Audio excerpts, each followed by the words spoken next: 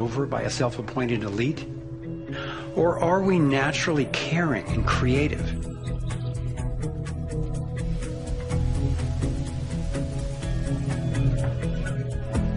I believe when people are healthy and have what we need to survive, we can create a world based on integrity, freedom, and compassion.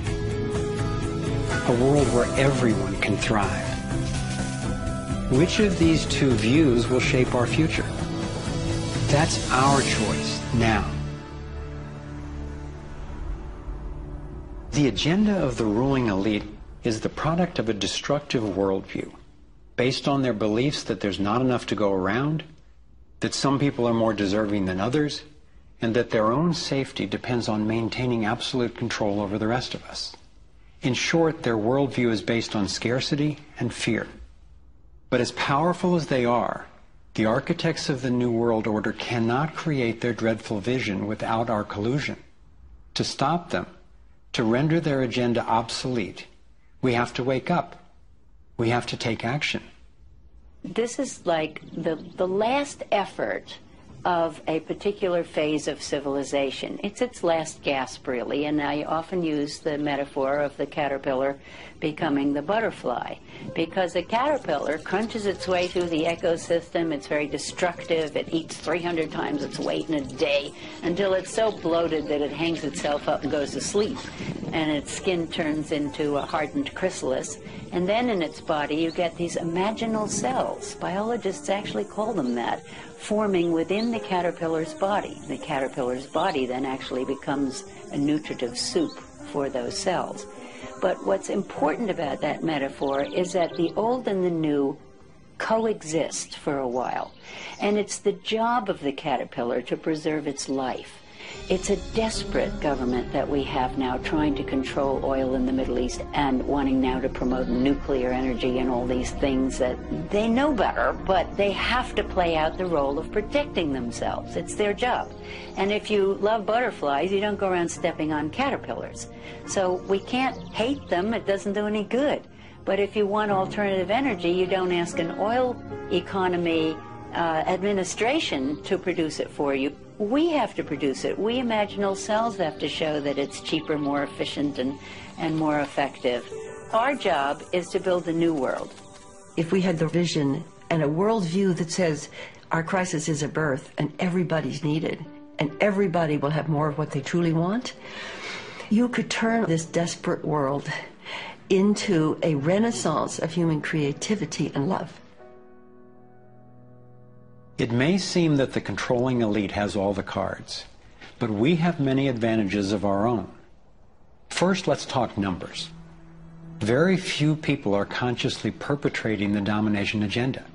Most of those helping to implement the plan don't understand the full picture of what they're a part of. By my calculations, we outnumber the actual architects of the plan by more than 1,000,000 to 1 in the U.S. alone. Entrepreneur and environmentalist Paul Hawken estimates that there are now well over 1 million organizations in the world that work towards social and environmental justice, comprising the largest social movement in the history of humankind.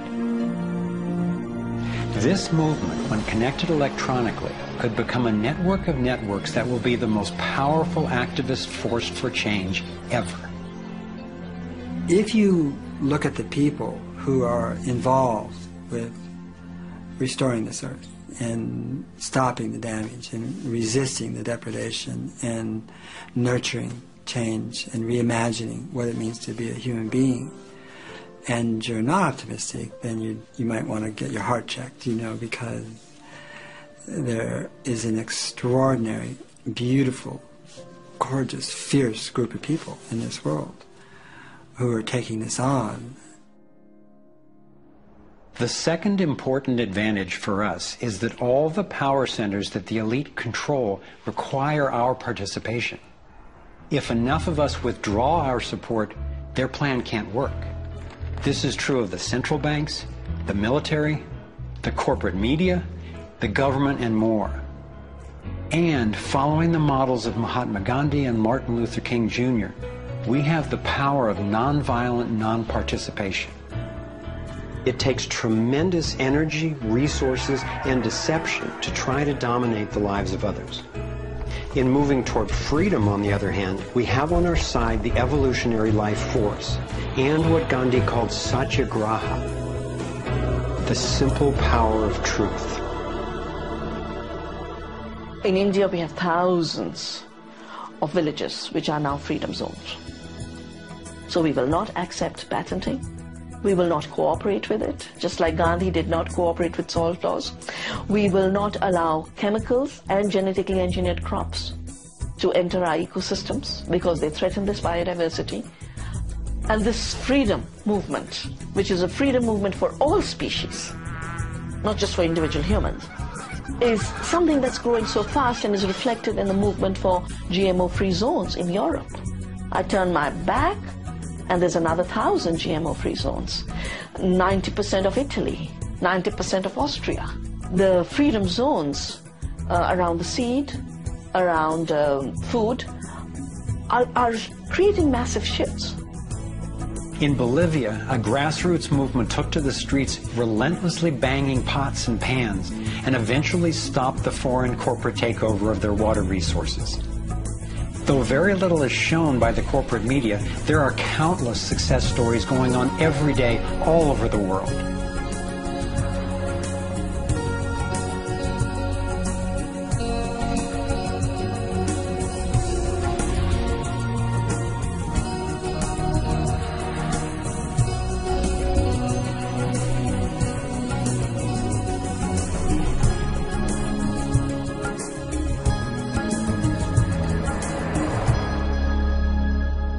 I wasn't willing to make this film until I knew there were responses that are a match for the crisis. And now the power of the internet enables us to share the breadth and the depth of this research. We've spent years creating a vast website, thrivemovement.com, that brings it all together and makes the information and what we can do about it accessible to everyone. Here you have your very own Navigator module to go deeper into the main subjects covered in the film: code, problem, and solutions. You can study strategies and tactics and connect with others to take high-leverage actions. Every fact stated in this film has been independently verified, and the reference is on our website. This sector navigator facilitates whole systems thinking that recognizes that actions in one area impact all the others. The center of the sector navigator is worldview, because it determines how we experience everything that happens within and around us.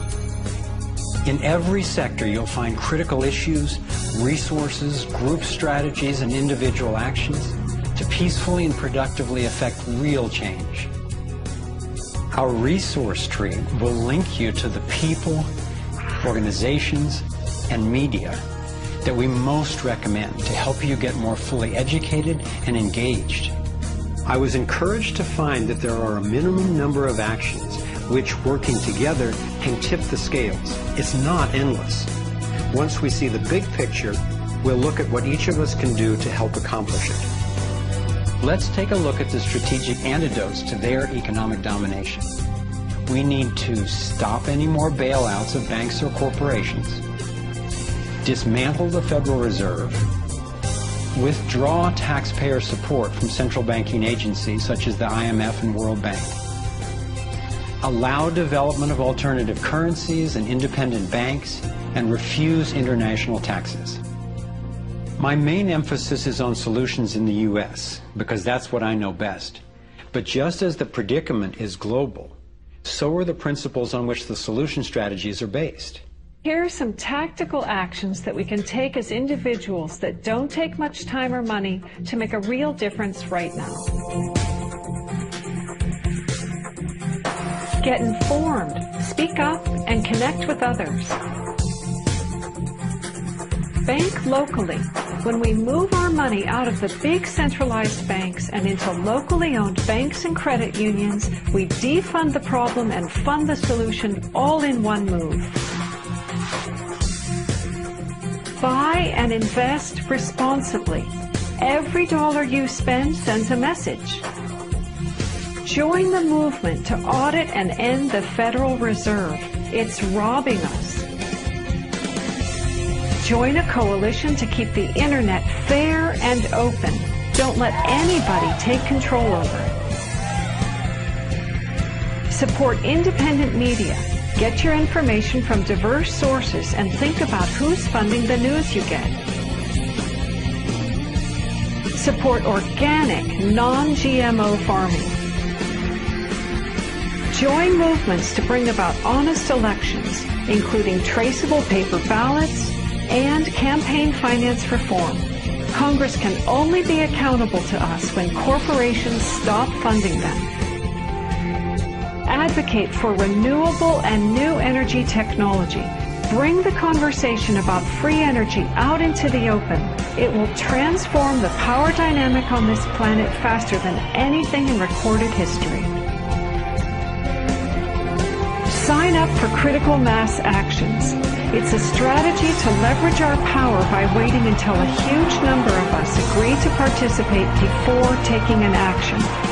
Imagine 1 million of us acting in unison. Then again, imagine even more.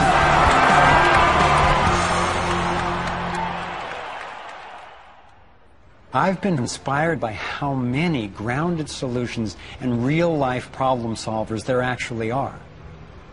Aqeela Sherrills is one person whose work especially touched me. He helped broker a gang truce between the Crips and Bloods. One of the things that we discovered in the process of waging peace in the neighborhood was that conflict is healthy. You know, it's unresolved conflict that actually leads to violence. When we first launched the peace treaty, we had a lot of success in our first year. Gang homicides dropped 44% in the neighborhood based upon our actions. Aqeela describes what happened when two rival gang leaders finally met after the truce. The brother came up to him and told him, man, look, I know you got some hard feelings for me. You know, maybe I got some hard feelings for you. He said, but because of this truce, man, he said, I'm willing to put all of that to the side. And he stuck out his hand. He hugged him and he said he closed his eyes because he was preparing for a sharp, a knife to enter his back. He was waiting for for a bullet, to be shot into his stomach. But he said after a few moments, he held that embrace. He realized that, that it was genuine. I believe that having a clear picture of our potential is as important as uncovering what stands in its way. So I want to take you to a possible world of the future. It's a world the elite would have you believe is an impossible pipe dream, but I'm convinced it's a world that is utterly within our grasp. We can create a world where people can thrive, where we can feel safe and secure. The air, water, and food are clean. A world where communities are capable of producing their own energy and food, and trade is open and fair. Rather than focusing on punishment, instead justice restores lives and losses. Insurance pays doctors to keep people healthy. Education is voluntary, serving the needs of individuals instead of corporations. We get honest feedback from independent media. There are no subsidies and no bailouts. Imagine that with an honest